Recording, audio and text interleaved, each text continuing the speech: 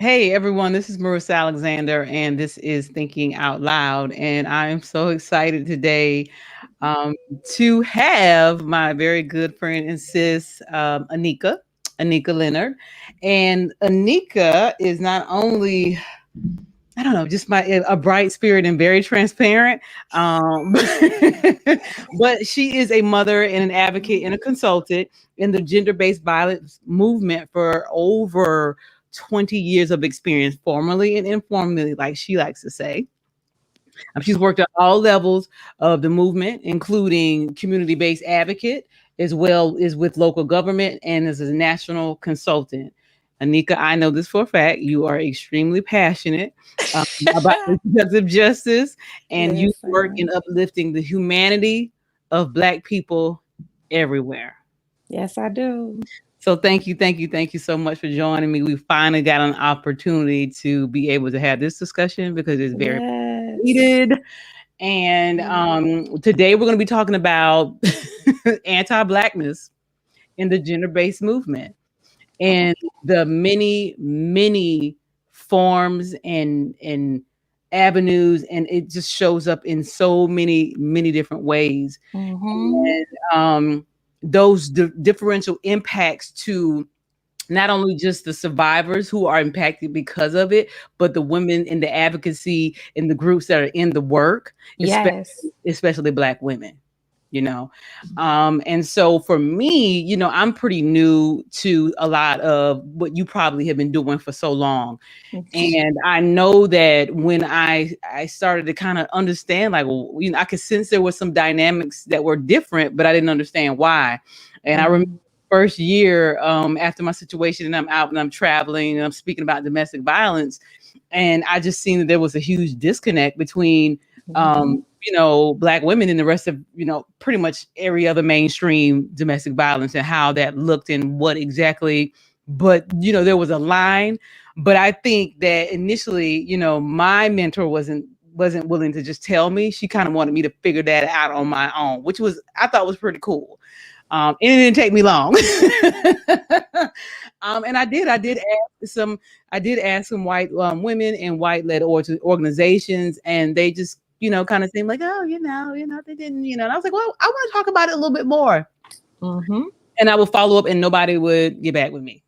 And so at some point I got to someone and was like, yeah, there was a lot going on. And especially that split between when the mainstream organizations wanted to have police contact involved in a lot of those different things. And so now we're talking about different experiences. We're talking about intersections of things that it's different. It's different for the different groups. And it just seemed like to me that that has not made its way into the thinking and the progress, the policy set up, how they approach the work in any kind of capacity, if we know that to be true and we know it to be true. But it's almost like it's falling on deaf ears because we don't have a voice, like we're not being heard. And I am seeing this mass exodus of Black women advocates just being like, yep, I'm out. You know what I mean? And kind of going a different route. And because it's like it's too much. And so I know that me and you have talked about it for so long. And so that's basically what we're going to be talking about today, just your experiences with those. I'm going to ask Annika some questions, so I'm going to turn it over to Annika to kind of just share how me and her kind of came to this topic, and I hopefully you enjoy it. So go ahead, Annika. Okay, so this topic came up because, as Marissa mentioned, like we are good friends. We met through a program in the gender-based violence movement called LEAP, and like have just been connected ever since. And so I called my friend, like girl,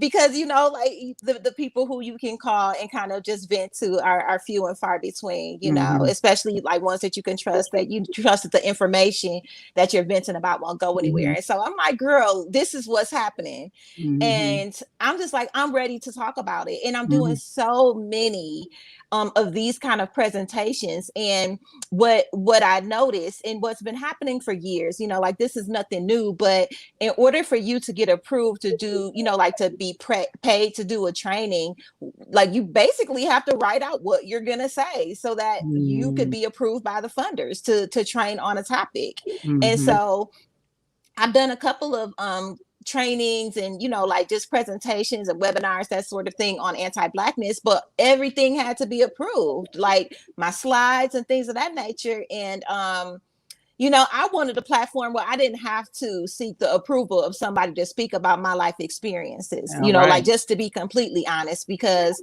and I mean, I'm just feeling really, really Black today. I don't know if you noticed my little earrings. And for those of you who know me, you know me. And so I just think it is absolutely preposterous that we live in a system where we can't even say what you're doing is wrong to us, because then they won't pay us to say that. Like, we literally cannot disagree. Right. And when we disagree with how we're treated, which is less than humane, then we get pushed out, or we get punished in some way, or we don't get hired. You know what I mean? So like, if I would have said, no, I don't want to submit something, then that meant that I would not be able to eat. And it's literally that serious for myself and a lot of other Black advocates, because of the way we've been pushed out of mainstream organizations for demanding dignity and humanity for ourselves and our communities. Wow. So just, that's a lot. I'm here today, honey. Yeah, I bring it. And I think that what's, like you said, you use the word preposterous. What I believe to even be more indignant to me is just the mere fact that there seems to be continued conversation about, allyship and what that should look like, centering the people, the marginalized, folks, and centering, but that is just words. It's not actions. And then to take it even a step further, what really started triggering me was, as I was looking at organizations, as I was doing my work and trying to understand where the disconnect was. If we look at like some of the main organizations and even like their leadership structure, their board of the directors, nobody looked like, there was no diversity on there. Like, nobody looked like me. So then I said to myself, how does that work where you're an organization that you're saying that you're centering these people, or we're serving this group and these groups and all people, and we feel like we're we're participating in allyship and so, but nobody looks like me. Nobody looks like me in the leadership role. You know what I mean? So that means that the people who have the power to make decisions don't even represent my demographic. And I don't understand, how is that supposed to translate into the work and the policy and how you show up in advocacy and things like that? That's a great idea, Marissa. Advocates on the front line have been wondering that for years. Stay tuned at 9:00 and we'll have the same answer America has been giving us, Black advocates. And what is the answer that they give? There is no answer. There is no, okay, so I'm being dramatic. I can do that sometimes. But literally, when you look at the results, then there is no answer. Because how has it changed? In the gender-based violence movement, even when I started, there were executive directors who've been there 15, 20 years. Why are you in that position that long to begin with? And then why did you bring your family? Oh, wow. I've heard a lot. Because we can have conversations, we need to know. The inquiring minds want to know, how is this allowed to go on? So what you have is, it seems like I wouldn't even call it a silo. To me, it's a very blatant, I want to maintain control, and this is how I'm going to do it. Yeah. And my thing is, I think I would just have more respect if they would just say that. Just say it. I don't really want to share with y'all. I think we want to do it the way we want to do it. I don't even want to have a clue how your experience is, because it's a bit too much for me to handle. I could respect that. And maybe even, I don't know that I care. I could even respect that. But for years to continue to be like, yeah, we're going to lock arms, and, we're going to do this thing, and we're going to show up, and we're going to say these things in theory. But then as it's it's not practiced, it's not applicable. They are bringing the people that have the experience and the knowledge into the spaces and not silencing them once they get there. And then I'm like, I don't need you to tell me what to do or tell me how to interpret my experience to the person who is giving the money. I don't need you to do that for me. I can do that for me. And I can't get with it. And honestly, I could see how it was breaking Black women advocates down. And I was like, I'm gonna be honest with you. I was like, yeah, I don't know if that's what I want to do. Not to that Yeah. degree. And they do such phenomenal work because there's a lot of phenomenal work that's done in there. Mhm. Don't get me wrong. But what I thought to myself, if you go into a situation where there's so much suffering and it's a lot of that going on, and then I got to deal with the experience as a Black woman, and who's saying sign me up for that in a long term, you know what I mean? And it's been no progress really. And if it has been progress, it's been like, okay, the struggle is the hill is so high. So tell Mhm. me about that. Tell me about that in terms of like, how has it shown up where they're oppressed? Black women are oppressed, silenced, used, um, maybe even sometimes for fundings and props and put in for language and showing up to this so we can meet a quota. What is that? What is that? Have you seen that? And what does that look like?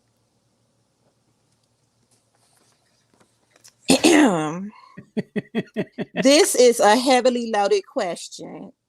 Look Okay. at audience. Too many. I have these are examples. Okay. This is just in response to the first question.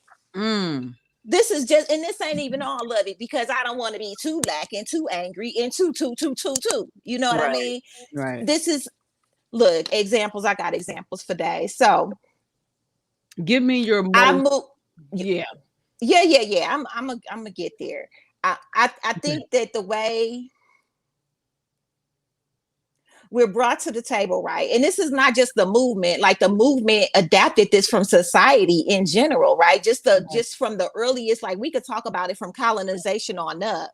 So Mm-hmm. from the time that this land was colonized and our ancestors were kidnapped and enslaved, like that's when the education system started. That's when social services started. That's, and all of it was the intent of these things were to maintain control over the lives of recently liberated Black people, or freed Black people, not liberated but freed Black Mm-hmm. people, and other communities of color, and those came along eventually, you know what I'm Right. saying? But like when all of these, like, the Declaration of Independence, all of that stuff came along, we were still considered property, Right. our ancestors. So to me, like, to see these organizations operating the way they're operating, that is no surprise. It is operating with the same racist principles and policies and things of that nature that all the other institutions in America operate under.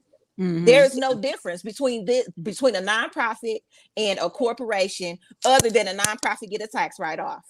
Yeah. I And they get to think. work people to death and say that, oh, well, it's for the greater good and you're helping people. And that's how they pull us in. They pull us in thinking that we could be a change and we could help our community. And they gaslight Black women advocates into thinking that it's going to change. So then we keep going back. So the Gathered Life is this Instagram account. This woman, she did a whole spread on the cycle of abuse for Black people in America, and it outlines a lot of these things that I'm talking about right now. Like, it's a hoax. Mm-hmm. We Mm-hmm. get involved, we give our all, we give our heart, because that's our community, and they know that we're gonna do that. Yeah. Let me ask you something. Have you experienced where there looks like there's like a disconnect in the way that, like, what I have seen is that Black women advocates can kind of do it all in the sense that they are able to move within and help different survivors no matter what their race or whether what their social, economic, the whole nine. But what I have found is that, like, if Hispanic, survivors come in, then they kind of push them off to the person in the organization that's Hispanic. I'm like, oh, okay, talk to them or go deal with her. And the same thing with a Black woman that comes in who needs, it's like, oh, okay, well, let me get you to Tisha. You know what I mean? Yeah, Have you seen things like that? absolutely. I could have a whole binder on that. Absolutely, I've seen it. And I think a lot of it is rooted in the mammy stereotype, where Black women take care of people. Like that is all that, that's our function, is to take care of people, make sure everybody's needs are met, things of that nature, right? So people automatically assume that we're going to have that role when we go into organizations, or we are the ones who have to learn everybody's job. Right. And then I think And no one had, I mean, people could just say, oh, I don't know how to do it. And then the Black advocate, or not the Black advocate, well, the Black advocate gets more work, but the survivor who wants someone who looks like them, they don't get served immediately, or they get served by someone who is completely inadequate and gets to feign ignorance, and they don't know what to do. But you are an advocate. So you being an advocate, there's some basic tenets in advocacy. And so that also brings me to the point of, a lot of this gender-based violence movement was taken from Black women anyway. right. You know what I mean? If we know the history, historically, yes. it was Historically, taken. And so if we're gonna do it accurately, then we need to make sure that we're including all aspects. That's right. You know what I'm saying? Like all aspects, because we didn't just say, oh, stop raping us. We said, stop raping us, stop killing our kids, stop, fill in the blank, stop all of it. Right. We had an intersectional approach to it to begin with. Always. And then we get into this movement, this mainstream movement, this feminist movement, and then it's all broken down into some other things. Then it's broken down into, oh, well, you understand how sexism impacts you, but you can't seem to make the connection between how your advocacy as a white woman is somehow anti-Black. You can't seem to make that connection, even though it's some of the same ingredients. Right. Why do you think? Because I've seen some work in some, things with like cultural competency and, all that stuff that people are doing, that hide the buzzword stuff. And I've been in those trainings with the people who do them. And it's really interesting, because there's this heaviness, because we know it exists. Right. And so the facilitators are, trying to have this honest dialogue about biases and complicit bias, and just stereotypes and things like that, and how that shows up in your work and how you service your survivors. Then it's all of it's great, but then there is it doesn't seem like there's a continual practice to continue to evaluate where they're falling off and what needs to be done and how it needs to look to make sure that there's actual progress. It's almost as if it's just a checkbox. You know what I mean? Why would they need to evaluate it?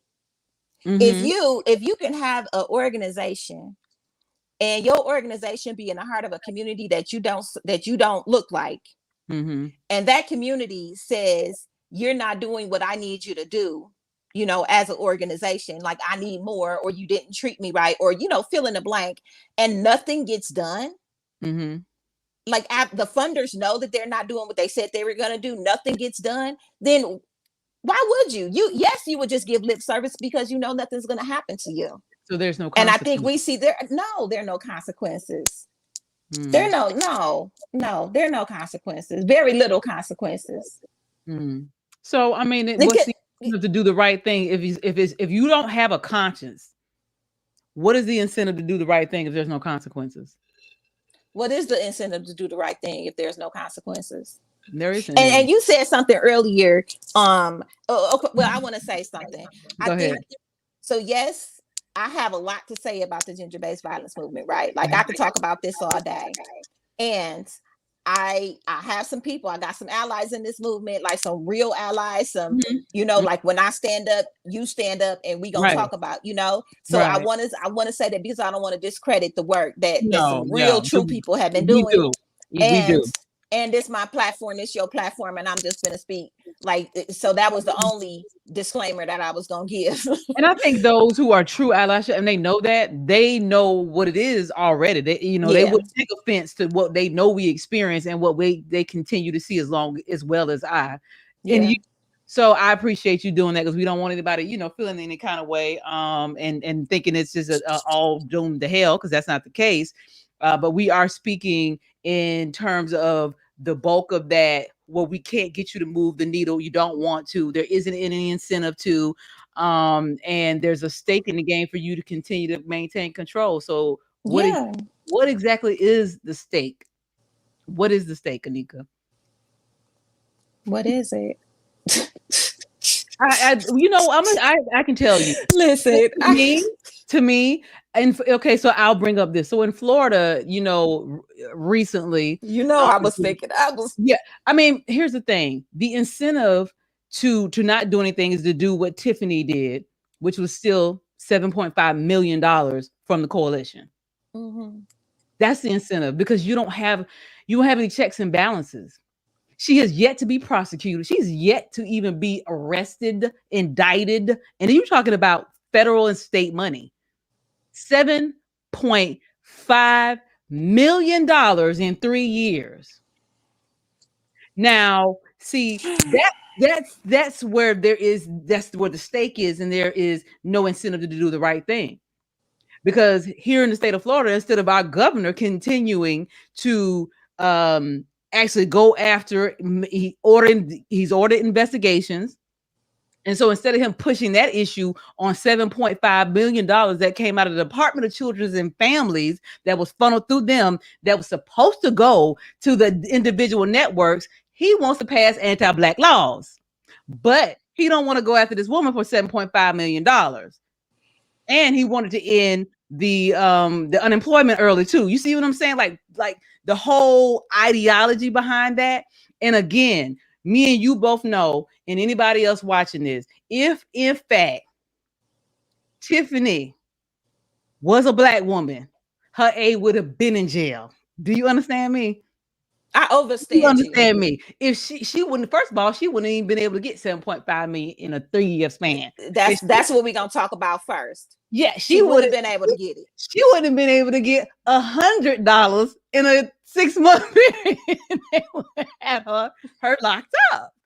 But these are the things that I think that people don't know, and as such, they have dispersed the coalition. And so I'm not quite sure what the method now is for making sure that the individual organizations are getting the money. But to me, that is a sheer example of the lack of consequence, and the overreaching, I'm gonna say, audacity of your privilege, especially in this work. Absolutely. To me, that was like on the high of that. Oh, that takes guts. That does not. That just takes privilege. You don't even have to have guts, huh? You don't have to have guts. No guts here. It's just privilege. You just have to look a certain way. Yeah, and literally. And our skin makes us inherently criminal. And so when they see this skin and saying, okay, well, I've started my own organization, we are the least likely to be funded as Black people out of all the communities of color. We are the least likely. We have the least amount of grants in our community, and not because we're not out here doing the work, right, but because we are not getting funded for the work that we're doing, and primarily because a lot of these mainstream organizations are getting funded to do it because they're large enough to hold the fund. Like, you have to have all of these insurance requirements and like a certain history and background, and those mainstream organizations can do that because they've been had the support. Right. So to me, with that understanding, it seems as if there could be something created that it's just like when you have first time home buyer type program. Same thing with this type of thing. You're a small organization, you're starting out, we know that you don't have all of the things that the larger groups have. It seems like somebody with all these degrees at these really wonderful schools that they go to could say, you know what, for these type of get up and start up, let's create this type of incentive where it doesn't require so much, because that right there is what it makes people have to first of all, they can't do what they really need to do, and because they don't have the funding. And a lot of people they are pulling out of their own pockets and their resources. They're trying to get blood from a turnip. It is difficult, and they literally can what I mean they can turn, you know, 3 fish into a whole feed, you know what I mean? Like they're able to do that. But my whole thing is I don't think we should have to do that. I don't want that to Listen. be assigned to us as, oh, they make things happen. No, we do, but we don't want to keep doing it. And so just like you're able to get these funding, these funds, it should be the same for these smaller groups. And all you have to do is just create something that says this is what we're going to do, because you would know that you're smaller and we won't require you to do all these things. Or if we do, we'll subsidize in some type of way. It can be done. I mean, especially Yeah. if she's stealing $7.5 million and buying condos in the mountain, like that money could be done. I mean, that's Yeah. done. But I think we have to look at doing things outside of the system. Because Yeah. when you Yeah. know, like so that say that's created, it's still gonna be a separate set of rules for us. Even if they create it with us in mind, because it always is. It's always a separate Yeah. set of rules for us. Right. So I need us to go back to the time where we didn't need an organization to tell us how to do what we already do naturally. Mhm. You know, Now, like we take care of each other, we support each other. It may not be in the way that they teach social workers to do it, but somewhere you got some folks who gonna know how to take care of you if you get sick, who gonna know what to do if you get in a domestic violence situation. We've been doing it for centuries. We've been doing it. you know, that's funny you mentioned that, because I think that in watching, and this is completely off the subject, this episode of The Shy, you see where they're this particular season and where they're moving to the more the community based approach in their policing. You understand what I'm saying? Okay. Going back to that, you know, to that theory that, you know, like you said, we used to do back in the day. Now, let me ask you this, as somebody who I play devil's advocate to what you said. So The devil does we not need an know advocate. no, he doesn't. No, he doesn't. But I'm going to play devil's best I friend then. know. So, We gonna have fun. um, so what about if people say, "Listen, we know money take you. You need money to do things. Mm-hmm. You need money to do things like this stuff.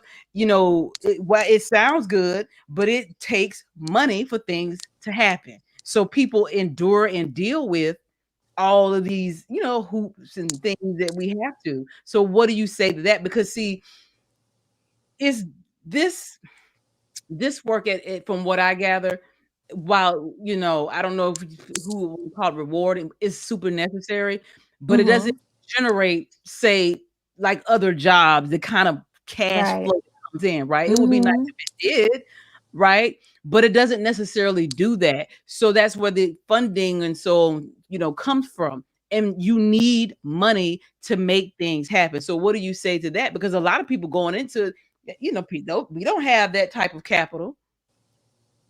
Yeah. So this is it's a very, like, you know, mainstream approach. The money piece is, Mhm. because it, like I said, we've been doing this at kitchen tables. We do Mhm. this walking down the street. We do this in hallways. And the Mhm. do this part is, and I'm gonna just I'm gonna use the work that I've been doing as an example. All right, we're Mhm. about to get real, and what I'm about to share has nothing to do with anything other than me sharing this, because this is a prime example. So you just said that lady sent she stole $7.5 million, right? Mhm. A lot of people know me. They know me from doing this work in the community. In 2018, in doing this work in the community, and doing this work means basically running a LLC like it was a nonprofit. So that meant doing crisis calls for young people, doing presentations, webinars, like you name it, those sorts of things, right? Traveling, doing leadership development with the young people that I work with. I made $25,000 in 2018. Mm. This lady done stole $7.5 million. So with all the work that you all see me do, that was my income in 2018. And guess how much went back into work I was doing? I'm sure more than half. That's not how it's supposed to be. It's not. Like that is not, I'm not saying that to be proud. I'm saying that like this is a reality for me. I'm not talking out of the side of my neck. I know Mhm. that it takes money to do things, because Mhm. I've been going without to do things. Right. Right. We And so shouldn't that, have to do it. We shouldn't have to make $1 no, out of 15 cents. No, that should not be the case. But at right. the same time, I am not going for all of these grants and things like that. Like there are some pots of funding that are from philanthropists who, like know this sort of thing that we're talking about, and they've removed some of those barriers. And those are pots of funding that I can go after. But I also had to, like, there's a piece that we're missing. And that piece is after the mainstream movement and I did that horrible dance where, every time I had a little bit of hope, they knocked it right back out of me because they said they was going to do the right thing and turned around and kept doing what white supremacy does. Like every Mm-hmm. time we did that little cycle, that took something from me. That took something from me emotionally. It took something from me physically. It took something from me mentally. I was in my 30s in the ER having chest pains because of that position. And see, You know that's what I mean? where that So the self-care, the whole, that the conversation, the true, to me, I mean, I felt some kind of way. I'm like, gosh, we at a point we gotta like take ourselves, give me my self-care. Like, but it's not self-care. Self-care can't solve that systemic no, it racism. can't. It ain't It no can't. amount of me But taking that was time the off that is gonna band-aid. solve that. But that was the band-aid. Look, To some degree, that was like, oh well, let's talk and promote more about that. But if you don't change the stuff, like that's not gonna help any. it did not help. It did not help because I was in a toxic environment, and every time I went into that environment, I got sicker. Mm. So, And the environment plays this mind game with you and make you think that it's you and not them. so then the choices or what we see a lot of Black women having to experience is kind of stay with this work and enter into the larger organizations that has the possibility of paying more, but Yeah. is it really worth it? You know what I Is it mean? right? Because they're passionate about it. They can do it. They can run circles around people in the advocacy and the work that they do and knowing the jobs.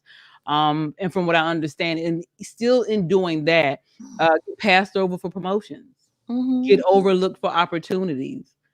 And I think that, just like you mentioned, just adds to the toxicity of the environment, and Yeah. show up, and then even more importantly, what it does to you that you can't do, you know what I mean, that very passionate thing that you love to do.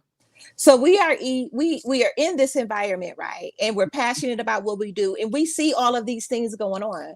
Mm-hmm. We see that this person just stole our idea. We see that this person just got a raise. We know that this person is making more than us and we got a degree. Like we see all of these things happening right in front of us, and we're somehow not supposed to internalize that, right? Like we're not Right. supposed to take that personally, and we Right. know it's because we're Black. Because this isn't the first time we've seen this. Let's be clear. This Right. isn't the first message that we've gotten that we were somehow not worthy, but doing all the work. Like we don't Mhm. even, that doesn't even make sense. It doesn't even fit, you know. So it's not the first time, but we don't talk about the impact that system has on us, and not just the to be able to watch that. Mhm. Like I know, like I busted my butt to get that master's degree. Why are you making more than me? Yeah. And I do more than you. Yeah. Yeah. And like all of that, it plays such a huge role in how we do our work, Mhm. right? And then how we engage with other people, and then how we engage with the people that we're supposed to be working with, who are supposed to, who are promising this brighter future, who are promising, oh well, I just don't get it, like, feigning ignorance, like, oh, I don't know what you're talking about. Do you know I literally had not my, but an executive director tell me that she doesn't know why I didn't become a crackhead after I shared with her some of my experiences. Are She you said serious? because her son was a crackhead, and her son was a crackhead, and she didn't know why he was and I wasn't. Yeah. I don't So think nice to say about that. That's crazy. this this was at one of these places we talking about. Mm. The impact of that. Mhm. So now I want to go to y'all and ask y'all for something, and I see how you treated me when you thought you were doing me a favor. Because let's be clear too, because that's the other piece to this, is Mhm. that they act like whatever scraps they give us, we're supposed to be happy about it, and we're not supposed to say anything. Yeah, and That so doesn't work for me.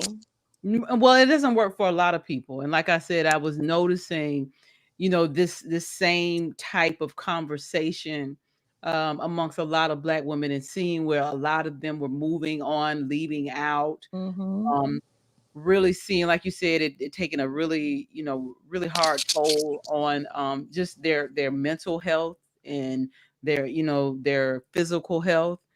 And it concerned me because I guess I was under the naive thought that nonprofit social justice was a little bit different than corporate, and it was and it's not. It's probably worse. Yeah, and it sounds like It's it's worse. worse. And Yeah. and so then my question is, so if you had, okay, and just be honest, because I think you've kind of, why I did I say think it like you ain't gonna be? I I'm know, laughing. I know. Chuckle if you will, but just give me three, because you alluded to this earlier, like three things that you would say, this is what I would, okay, the question is, Annika, if money were no object and you had the power and there was nothing or no one thing that was holding you up from, hitting your Wakanda stick, and it just happened, what would that look like? Would it be completely separate? Would you segregate?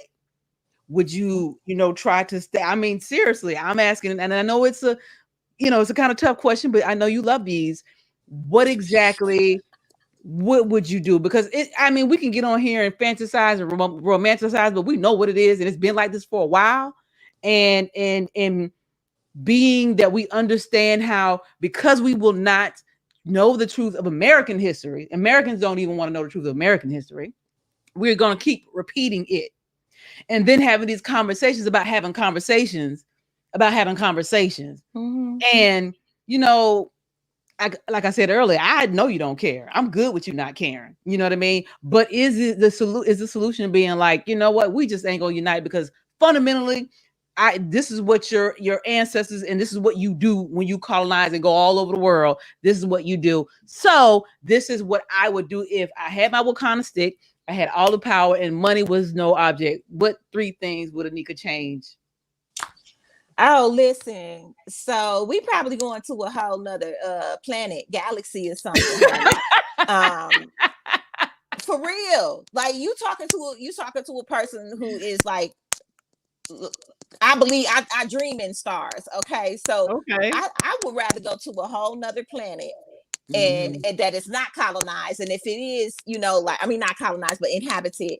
And if it is, like we work something out with the natives there. Yeah, but can we stay? Like what we gotta do, what I'm saying? For real, like these people have created some conditions, right? Or so a whole nother galaxy, or either like I would get Africa back. All of Africa, everybody out. Get out. That's it was coming. Everybody get out. Wow. And then also, and to be honest, build our military power and strength, because there's no way that America, or like African Americans and descendants of kidnapped and enslaved Africans and Black people, ain't no way that we're gonna be able to separate. Because what would they do? Right. Who would do the work? The lazy I was people ready to say that. Yeah. Who would come up with the trending ideas? Like a day without Black people. What would that look like? That's without everything that we've invented too. Come on now. Now that's an idea. Listen, you think a day without Black people? We literally should do a hashtag and just get people to do videos about it's out there. You know what I mean? I bet it's funny. It's out there. Black Twitter ain't no joke. Oh, no, you don't want Black Twitter on you. Black Twitter ain't no joke. I know they've had that, but yeah, I'm really interested. That's why they make us they keep us frustrated trying to engage them in this system. Like they keep us playing the game that we can't win continuously. Like and then it's like a new little carrot, like, oh, well, we have a grant for culturally specific programs. But then you allow mainstream organizations to apply for it without meaningfully partnering with the culturally specific program. And that's the thing, right? And so little carrot. Again, so there's this saying that says, the puppet is free as long as it likes its strings. And I ain't on that type of time. And people have Wow. asked me, like, why you didn't apply for grants? I'm like, listen, for them to be all in my business telling me what to do. You know what I mean? Like, you working so hard to keep reports that you can't really do what you need to do with it. Mm-hmm. Then you can't buy food. Like a lot of things that we, of That who you we are culturally, it's Yes. not even allowed in those grants. And that's You crazy telling to me I'm me. about to call a meeting and I can't have food for my people? Oh no, that's not even in my DNA. I don't even know how to do that. Just like you said, if you just think to the basics, a lot of so much is done sitting around a table and talk with food. Why Mm-hmm. would you add that into a grant? You got to add it Oh, into the for God's grant. sake. You know what I'm You saying? have to. And then what I've noticed lately, because I had a conversation with somebody since we're speaking on, and so let me go back to the question. So basically, you're like, listen, I'm moving to a whole nother planet. There is no three. Just want to make sure that's clear for everybody that's watching. There's But no what? What'd you say? it's clear for everybody that's watching. You don't have a 2 and 3 to that question. You didn't have three. You had one. Move us a mass exodus of Black folks to a whole nother planet Yeah, let us get some and, peace where we and ain't start got to all over. be Okay, so trying to. Yeah. that's your answer. Okay, cool. So, but speaking about funding, I was seeing that, trying to get people to volunteer, and I said, times are hard, and they're even harder now. Um, Mhm. that's really not post-pandemic because we ain't really post-pandemic. We're just kind of opening back up, if you will. And there's so much loss. There's so much loss, just not even from like a human standpoint, but just from people's lives. You know what I Yeah. mean? I don't know, but there's like driving through areas of my town. There's those big old tubs sitting up where people are being put out, right? So you try to get people who are already stretched out completely to volunteer time, whereas that time is money and they need to be paid. And so, I was like, well, why can't, you know what I mean, when you have these things together, especially with young people, that there's often offering of a stipend, which I think I'm starting to see some trending with some of the funding, where when they do these cohorts and things like that, they actually pay people. Because the truth of the matter is It's your people who really time. cannot afford to show Hmm. up and give you those things, their time, their mental space. If they're thinking about, if I was out there at this job making this money, I can make this payment on this bill, or I could buy food in my house. And so it's requiring and asking a lot from people who don't have it. And I, And I think that what is such an antiquated approach. And if we're evolving at this, I guess I understand and I don't. And it's a rhetorical mhm. why these things can't be revisited and things be done. I mean, again, a I rhetorical. think you have to value. So here, what you just described is there's a group of people who got some money, right? Right. And they got money by saying that they do or they know how to do or they know information about a certain group. Mm-hmm. So then they bring those people in and sometimes pay them and sometimes not. But the people who brought them in already got their funding. Right. So the problem, Go ahead. like what, like we go back to incentive. We go Okay. back to incentive. We okay, so there's some people who will show up anyway because it's just what we do, right? Like, Mhm. my community need me, I'm gonna show up. Even if Right. you are not necessarily my community, I know that my community visits this site, so I'm gonna show up, right? So it's like those kind of people, right? And I Mhm. love us because I'm one of those people. I've been one of those people. I love it. And there is an emotional toll that it takes on us to show up knowing that that is the case, but knowing that we're doing this for our people. Yeah. You know what I'm saying? So Mhm. it's not just the monetary, it's the emotional weight of Mhm. knowing they don't care nothing about us. They don't care nothing about this changing. They don't care nothing about what Kanye said when he took the mic about George Bush. He don't care about Black people. I mean, and that's a generalization. Granted, like I said, I be dramatic, and I'm sometimes I'm a performer, but I learn from the best. Mm, mm, mm, mm. Well, I tell you, I'm going to read a couple of these comments um, from our beautiful listeners here. Let's see here. Let's see. Here we got Purple Hearts, of course. Purple Hearts from a Sylvia. Hey, Sylvia. Ash Wild said, I love you, Marissa. Keep up the good work, sister. And I love you, Annika. Keep up the good work, too. And Raphael says, agenda driven banana in the tailpipe. Hello. Mhm. Yeah.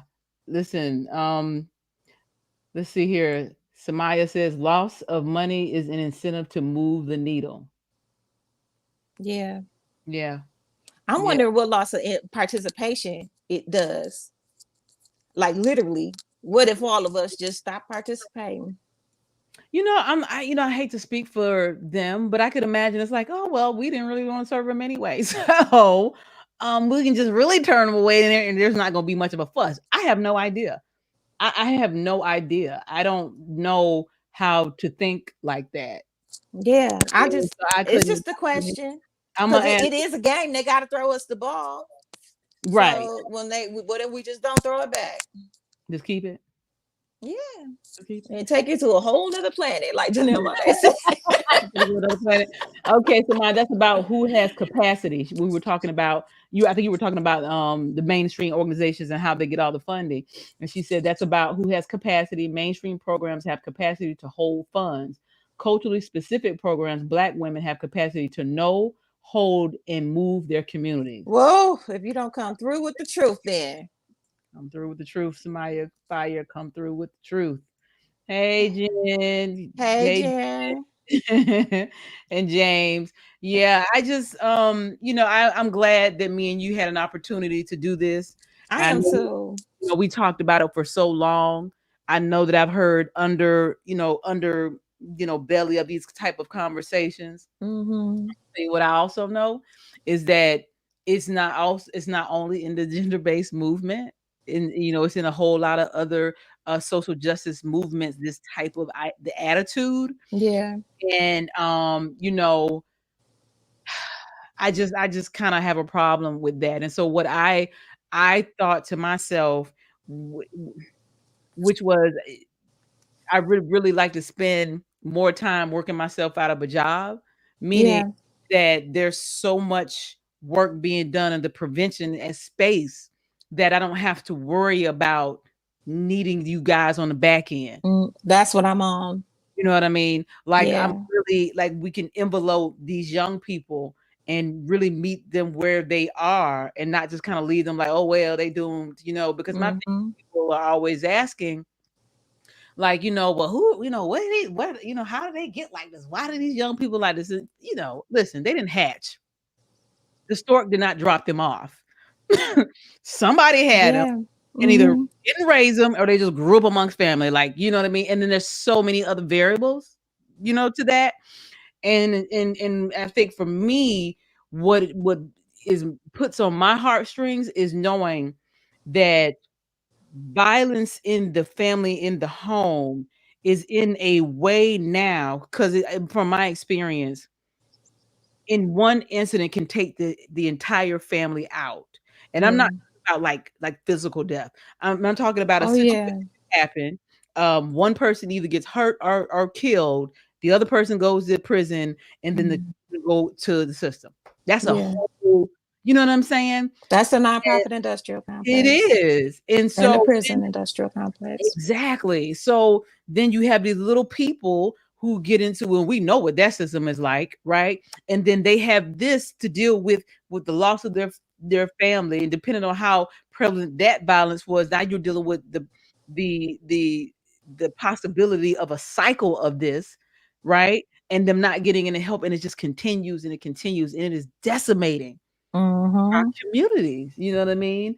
And so, for me, I was like, it's gotta be a way to intervene in a way where prevention is really where we spend a lot more time and resources in that area, um, because it's to me a burning the stick, candle at both ends, if you Yeah.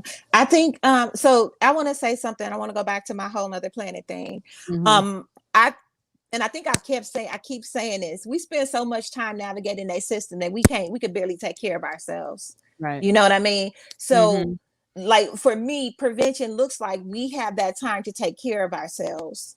Mm-hmm. Because if I take care of myself, then like as an advocate or like within the mainstream organization or outside of the mainstream organization, then that's less of an impact that I have on my children. You know what I mean? Like they have less to heal from if I'm doing a good job of taking care of myself mentally, physically, spiritually, emotionally, financially. If I'm Right. doing all of that, my children have a greater chance of Right. not only surviving but actually having a chance to live. And we Mm-hmm. have generations and generations of Black people who have been surviving, and not only from white supremacy, but from non-Black people of color too. So Right. we are so busy surviving and engaging. Some of us don't survive, by the way, too, because we got to say that some of us have Right. not survived, but our mind and our body. It looks like I might have lost Anika, so maybe she'll come back. But I like where she was going with that last point, and understanding that if we don't take care of ourselves, we can't take care of one another. Which is the reason why a lot of the times I end my program with saying, "Take care of yourself or take care of one another," because it's just not a possible thing to do.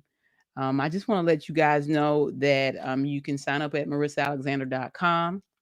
Go out there and you can also put a suggestion on something that you'd like to talk about.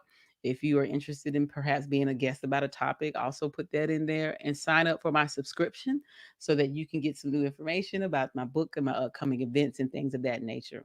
So I appreciate you guys, joining today. This is a topic that me and Anika have been very passionate about. And I know my ears were burning, so I don't know if that's good talk or bad talk, but whatever. Thank you very much, and make sure you share this, and peace out. Take care of yourself and one another. Peace out.